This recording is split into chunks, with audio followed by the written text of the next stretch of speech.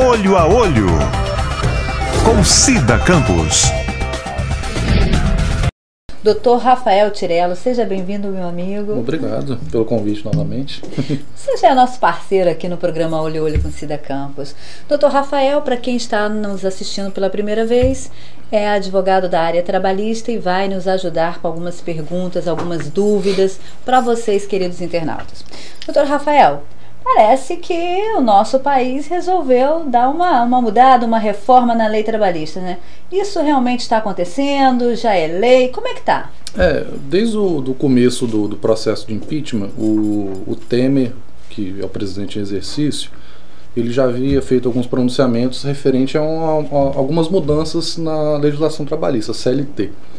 E essa semana agora, o ministro dele, o Ronaldo, esqueci o nome dele agora, anunciou que no final do ano agora vão ser feitas algumas propostas significativas de mudança, né? E provavelmente, se passar, nós teremos aí uma mudança no cenário trabalhista nacional. E aí essas mudanças podem atingir aí a férias? Pode, né? A princípio, as mudanças estão concentradas aí na jornada de trabalho, no salário, né? Na terceirização. A proposta do governo Temer é uma flexibilização quanto ao que está inserido no texto legal, que deve ser seguido de plano, e as convenções coletivas, né?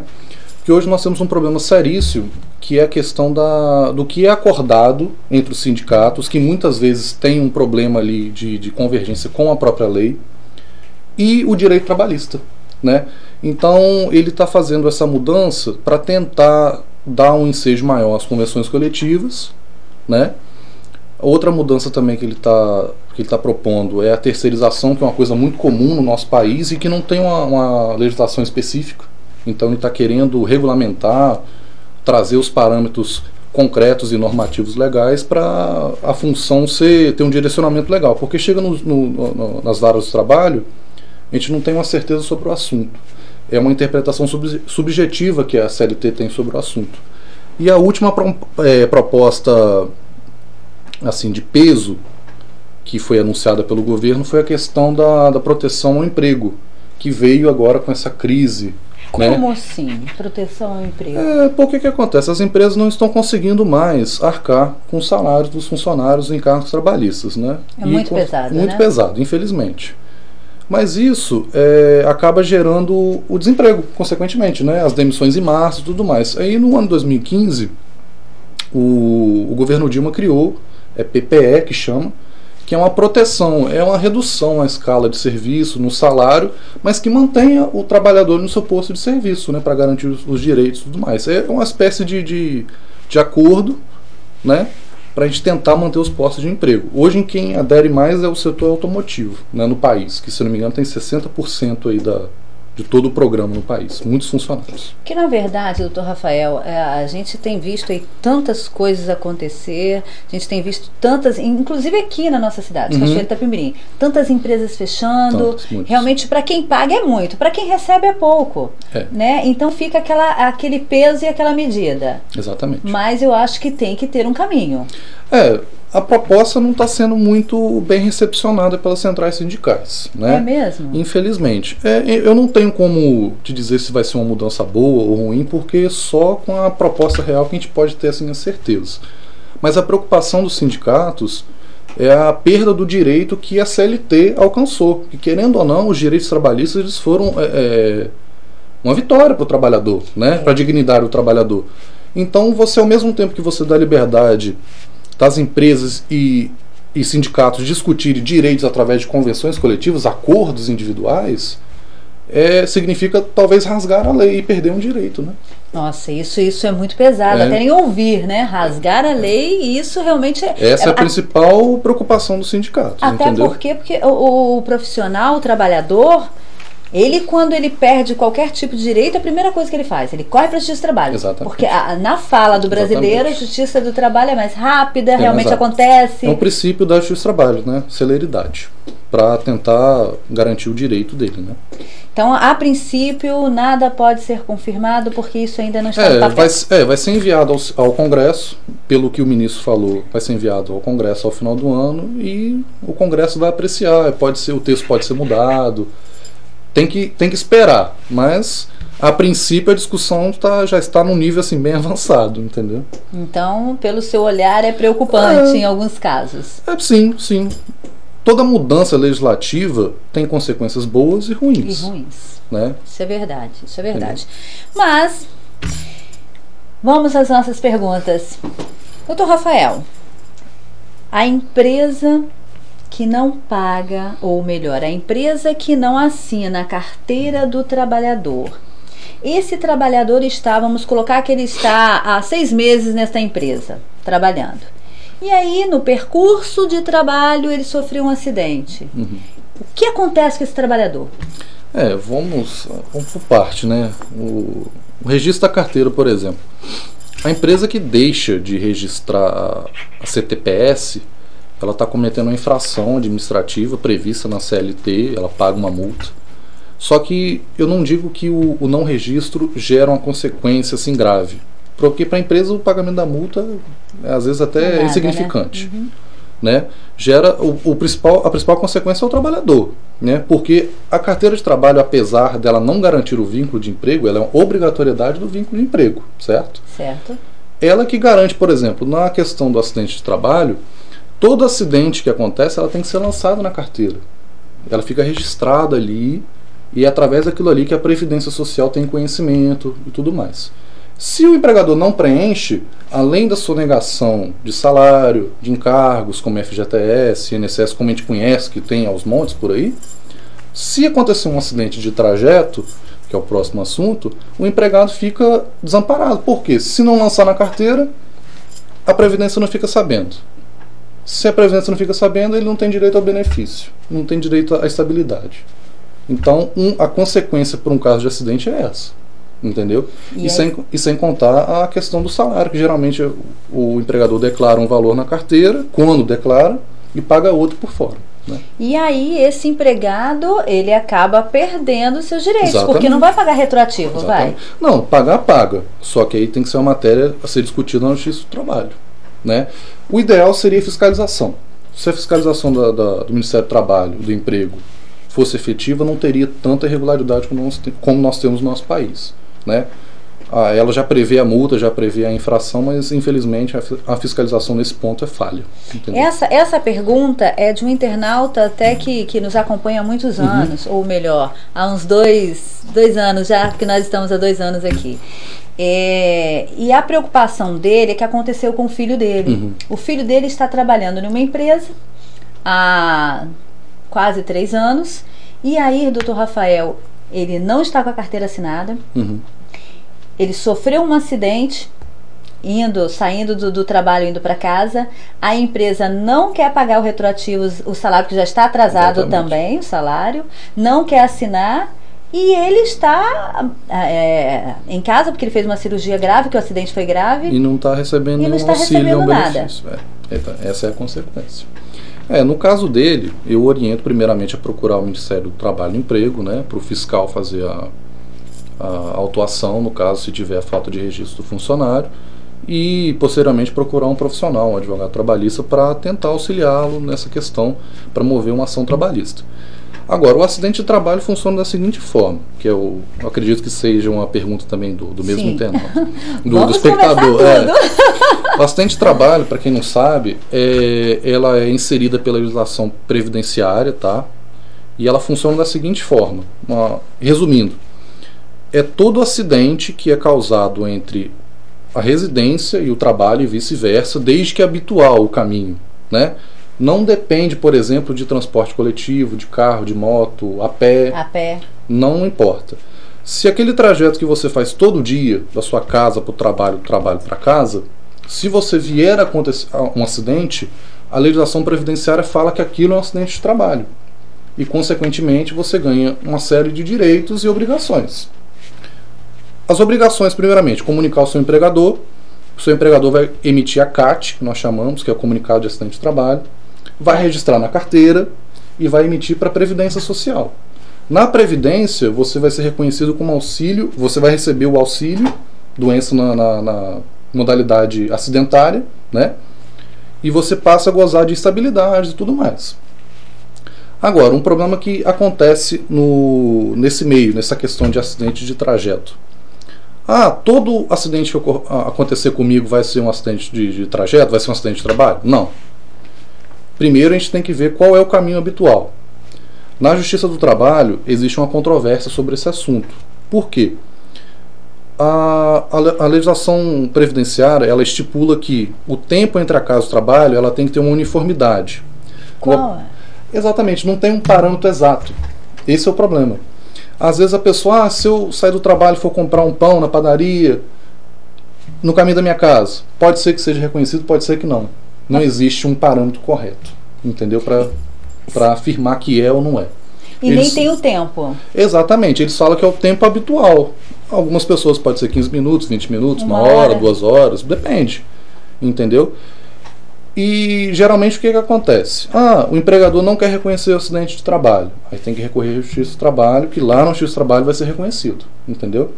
E se for reconhecido o acidente de trabalho, você ficar mais de 15 dias afastado, automaticamente você vai ficar beneficiado pela Previdência, né? E o empregador fica só com o encargo do FGTS até a sua alta. Nós vamos para o intervalo e voltamos já já. Olho a Olho, com Cida Campos. Rafael, o tempo então pode ser 15 minutos, 3 horas? Pode, ele é relativo, né? Como eu havia citado, não existe uma uniformidade sobre a questão do tempo, ela pode variar.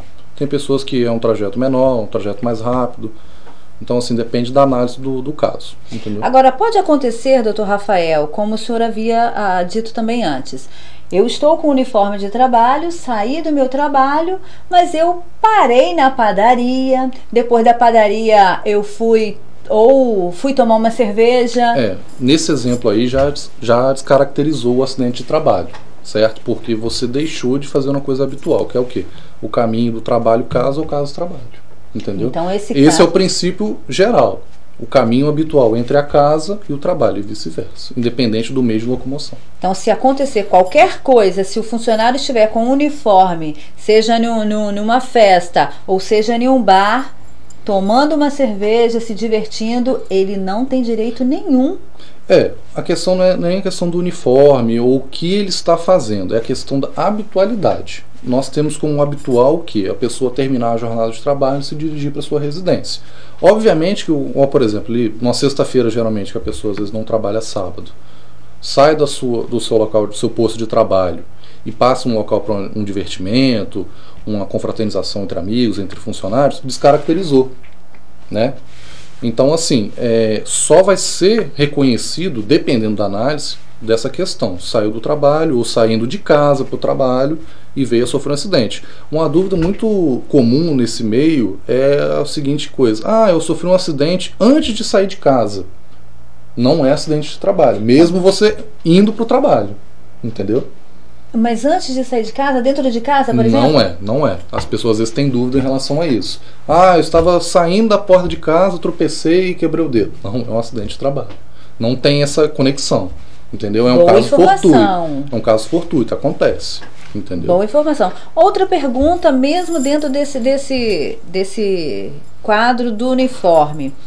É proibido, as empresas proíbem ou a Justiça Trabalhista proíbe o funcionário perdurar horas e horas em outros locais depois que sai do serviço? Ou não? Isso não tem nada a ver? Com o uniforme? Com o uniforme. Veja bem, depende da situação. Igual, por exemplo, naturalmente, se o funcionário encerrou a jornada de trabalho, não há por que ele ser obrigado a permanecer com as identificações da empresa que ele trabalha, né?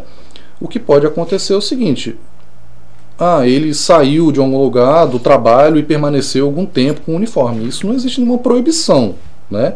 Mas naturalmente, a forma natural das coisas é que não existe nenhuma coisa que proíba ou obrigue ele a usar o uniforme, a identificação. Ou não usar. Não. Ok. Pode acontecer, doutor Rafael, o funcionário vender suas férias? Pode. Isso pode acontecer. Pode. Mas ele vendeu a primeira, mas já está a segunda, já está vencendo. Uhum. E aí ele quer vender também. Uhum. Isso é legal? O que acontece? Nós já até conversamos sobre. Para lembrar, esse assunto é o seguinte: a venda das férias, ela parte do empregado, tá? Só é vendido se o empregado quiser. E essa venda é limitada a 1/3, geralmente 10 dias, né? 30 dias de férias, dependendo das férias especiais, que é um caso diferente. A venda das férias pode acontecer sim, dentro do parâmetro estabelecido pela legislação trabalhista. Independente se vai vencer uma ou vai vencer outra. Agora, o que não pode é vencer 2 férias, que aí obriga o pagamento em dobro. Entendeu? Mas de qualquer maneira, se ele quiser vender, veja bem, ele vendeu as férias, venceu uma, na segunda já venceu, ele já não pode vencer porque ele não pode vender porque está vencida, entendeu? Então tem que obrigar o pagamento em dobro. Eu geralmente aconselho a pessoa a não vender. As férias é um período que a pessoa tem que tirar para descansar, entendeu? Sair do ambiente de trabalho, porque hoje em dia, o que mais se tem no meio trabalhista são as doenças mentais, entendeu? Psicológicas. As pessoas estão é uma carga de trabalho muito grande, muitas responsabilidades. Então, assim, as férias é um período para a pessoa esquecer aquele ambiente, entendeu? Eu recomendo não vender. Entendeu? Eu também. Eu sou um direito, pode vender, mas não vale a pena. Até porque eu acho que quando o funcionário está com a cabeça cansada, o corpo cansado, ele não vai produzir. Exatamente. E aí vai começar a ter problemas no seu local de trabalho, né? Exatamente. É um dinheiro que não vale a pena. Qual é o prazo para pagamento da remuneração de férias?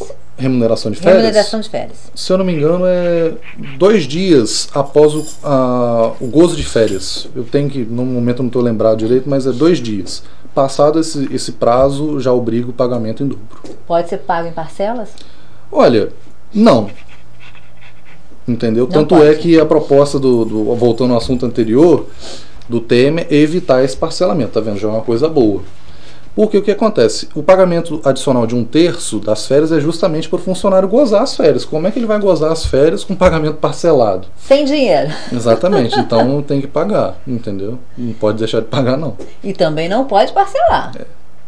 Quer dizer, sair de férias eu tenho que estar com o meu dinheirinho certinho e o descanso. Exatamente. Agora veja bem, aproveitando esse assunto e a questão da crise, o que está acontecendo no nosso âmbito nacional é isso, entendeu? É uma supressão de direitos tendo em vista a crise, tá? Isso aí já é uma hipótese especial, tá? Isso aí é objeto da discussão na justiça, tá? E assim, não tem uma posição concreta. Está acontecendo, inclusive, em Cachoeiro. Nós sabemos disso, entendeu?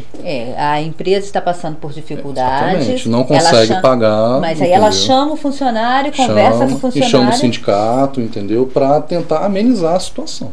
Para nenhum nem outro sair perdendo. Exatamente. E isso eu acho que é uma proposta legal, né, doutor Rafael? Concordo. Porque é melhor fazer assim do que não pagar. Não pagar, exatamente. É isso aí. Agora, doutor Rafael, eu observei que aqui em Cachoeiro, principalmente, as empresas que elas estão fechando ou elas não estão conseguindo pagar os seus funcionários. Olha, eu vou te mandar embora, mas eu preciso de um tempo, não entra na justiça. Existe esta conversa entre o patrão e o empregado. Mas existe também o patrão que, às vezes, com má fé, olha, vou pedir falência. E aí? Essa situação essa conversa informal com o empregado em relação a ações trabalhistas, no meio é conhecido como lide simulada. O que acontece? O empregador vira para o seu empregado e fala: olha, eu não tenho condições de mandar você embora agora, eu não tenho condições de pagar as suas verbas rescisórias. Então faz o seguinte, espera um tempinho e entra na Justiça do Trabalho, que lá eu vou te pagar parcelado, você vai receber. Isso chama lide simulada, isso não pode. E isso tem acontecido? Muito, isso é recorrente no meio, é recorrente, entendeu? Isso não pode, entendeu? Essa questão de, você entra lá na Justiça que lá a gente se acerta. A ação trabalhista é uma opção do funcionário ou até mesmo do empregador, caso exista a hipótese, quando ele achar que algum direito dele está sendo violado, entendeu? Independente se ele está ou não empregado, entendeu? Realmente é um assunto polêmico, um assunto triste, porque ninguém quer perder seu emprego. E mais triste ainda quando chega a esse ponto, né? Exatamente. Nós vamos para o intervalo e voltamos já já. Não saiam daí. Olho a Olho, com Cida Campos. Doutor Rafael, mais uma vez nós vamos falar sobre férias. Quantas vezes o empregado pode faltar ao serviço sem perder o direito às férias? Quantas vezes? Eu, Cida, faltei ao serviço quase 20 vezes. Já perdeu as férias. É mesmo? A CLT, veja bem, eu não vou falar aqui os prazos exatos, porque cada um tira um tipo de férias. Vamos falar da forma geral. A falta do funcionário não justificada acarreta uma perda de direito, que é o quê? A questão salarial, que é descontado, e a questão das férias. Se o funcionário tem um número X de faltas, vai descontando nas férias, entendeu? E chega um ponto que o número de faltas injustificáveis suprime o direito a férias, porque você vai dar férias a um funcionário que não trabalhou, entendeu? Claro. Então, assim, a falta injustificada é aquela que, ou por o próprio nome fala razão injustificada, ou que o funcionário, por exemplo, apresentou um atestado médico, uma razão especial, então o empregador tem o direito de descontar tanto do salário quanto das férias. A partir da sexta falta já começa a descontar as férias. Então, olha, fiquem atentos aí, você que mandou essa pergunta pra gente, se é o seu caso, eu sinto muito, mas você já não vai ter direito às férias. Mas se não é o teu caso, fique alerta, viu? Porque 6 faltas... Já começa, até um pouco antes, mas 6 faltas já começa a descontar bastante dia de férias já. Qual é o prazo que a empresa tem para devolver a carteira de trabalho para qualquer tipo de anotação? A regra geral, tanto para anotação, devolução, retificação, é 48 horas, tá? É o prazo geral. Agora, se for uma questão que exige aí por exemplo, um serviço de contador, geralmente é 5 dias que se dá na justiça.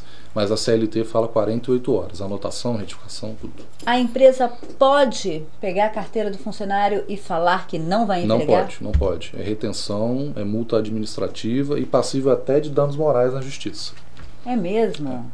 Então quer dizer que o funcionário, se ele tiver com a carteira de trabalho presa lá na empresa, ele pode procurar o justiça de trabalho? Veja bem, ela pode permanecer no ambiente de trabalho, só que a qualquer momento o funcionário fala, eu quero minha carteira de trabalho. A empresa é obrigada a dar, porque geralmente fica no RH da empresa, tudo mais. Agora, ela não pode reter por motivo algum e nem fazer nenhuma anotação prejudicial ao trabalhador. Ali é registrado apenas o vínculo de emprego, acidente de trabalho, salário, gorjeta, etc. E aviso prévio? O empregado ele pode avisar a empresa, olha, eu não quero trabalhar mais, a Cida não vai trabalhar mais aqui a partir de amanhã. Veja bem. Sim, desculpa. Se ele não quiser cumprir o aviso, ele pode? Pode, só que aí ele tem que remunerar aquele mês não trabalhado. E como é que funciona isso? Ele, o empregado. Como é que funciona isso? O aviso prévio, ele tem um instituto de que é uma faca de 2 gumes. Uma é do empregador se adaptar à ausência daquele empregado. E a outra é o empregado se acostumar com a ausência daquele emprego e se inserir talvez em outro emprego, dependendo, né? Pode ficar em gozo do benefício, né? Só que o que acontece? Se você não cumpre o aviso prévio de 30 dias, que equivale a um mês de salário, tanto a empresa quanto o empregador são obrigados a remunerar. Por isso que muitas vezes a pessoa mandada embora, não quero cumprir os 30 dias, aí na rescisão é descontado um mês de salário, entendeu? E o empregador também, se ele não quiser que aquele funcionário permaneça 30 dias ali, na inércia, ele tem que pagar. Então quer dizer que se a empresa hoje mandou Cida embora, ela tem 2 opções. Não quero que você fique aqui ela vai te remunerar, vai te remunerar. Então ela tem que pagar aqueles 30 dias. Vai. E se não pagar? Multa. São as multas da CLT e você pode cobrar isso na Justiça do Trabalho. Geralmente dá uma multa de 50% sobre as verbas rescisórias. É pesado. Pesado. Na crise que nós estamos é muito mais pesado ainda. Vamos falar um pouquinho sobre hora extra. Se o meu horário é 8 horas da manhã, eu tenho que estar trabalhando, 8 horas da manhã eu tenho que estar dentro da empresa. mas eu começo às 7 porque o patrão me pediu para começar às 7 horas da manhã. Vem uma hora antes para você ajeitar aqui, porque não tem ninguém para limpar, dá uma limpeza, varre. E 8 horas você abre o escritório, seja a clínica, o consultório, seja o que for. Mas quando dá às 18 horas, eu quero ir embora. Mas o patrão fala, não, fica até às 18h30 ou até às 19 horas, limpa tudo para amanhã cedo, você não precisa vir porque já está limpinho. E aí? Ela está acumulando funções? Como é que é isso? A hora extra é toda hora que excede a jornada limite do trabalhador. A forma geral é 8 horas diárias e 44 semanais. Neste instituto de hora extra existe folgas compensatórias, né, folgas comuns. O que acontece? Vamos pegar um trabalhador que é a forma habitual. Se esse trabalhador trabalha mais de 8 horas por dia, independente se ele começa antes ou termina depois, extrapolou 8 horas diárias, o empregador é obrigado a pagar o funcionário a essa hora extra, seja 1, 2, 3, 4, 5 horas. O que excedeu. O que excedeu. Isso que você me perguntou, Cida, você vai chegar mais cedo, sair mais tarde, é comum no nosso meio, né? A gente sabe que muitos empregadores fazem isso. Isso, infelizmente, é uma irregularidade, porque se o funcionário tem que trabalhar 8 horas diárias, você não pode solicitá-lo, muito menos obrigá-lo que ele trabalhe mais, entendeu? E muito menos não remunerá-lo no final do mês, só aquilo. Então, se você chega mais cedo e sai mais tarde, só você fazer a conta. Se você trabalha mais de 8 horas diárias e não tem a folga compensatória, você deve receber hora extra. Então, qualquer hora que exceder é hora extra. Se houver a folga compensatória, a hora extra já não é mais válida. Cobrada. Eu não sei se é o caso da pergunta, né? Se existir também a questão do banco de horas, que a gente chama, que é a questão de banco de horas extras, geralmente é tudo registrado, a hora que entra, a hora que sai. E o funcionário chega todo mês lá, eu tenho quantas horas extras? Tem tantos. Você pode tirar folga no dia tal. Isso chama banco de horas. Mas geralmente não é o caso. É muito difícil você ver isso ainda. É muito difícil mesmo. Nesse caso específico dessa pergunta, é que a pessoa, além de estar trabalhando demais, vários dias durante o mês, também está fazendo outra função. Aí entra a questão do acúmulo e do desvio da função. Veja bem, se o funcionário é contratado para exercer, por exemplo, função de secretário, ele tem ali uma atividade inerente àquela função, que é o quê? Atender telefone, envio de correspondência, essas coisas, né? Agora, por exemplo, se ele faz uma atividade superior ao contrato, aí é um desvio e um acúmulo de função. Ou, por exemplo, ele é secretário, mas ele exerce o cargo de gerente comercial da empresa, vamos supor. Ele tem que ser remunerado de acordo com as funções que ele exerce. Se é um desvio, paga-se o desvio. Se é um acúmulo, paga-se o acúmulo. Aí varia da função que está exercendo, da convenção coletiva da categoria, etc. Doutor Rafael, eu lhe agradeço a presença aqui no programa. O programa Olho a Olho com Cida Campos fica por aqui. Até o próximo. Olho a Olho com Cida Campos.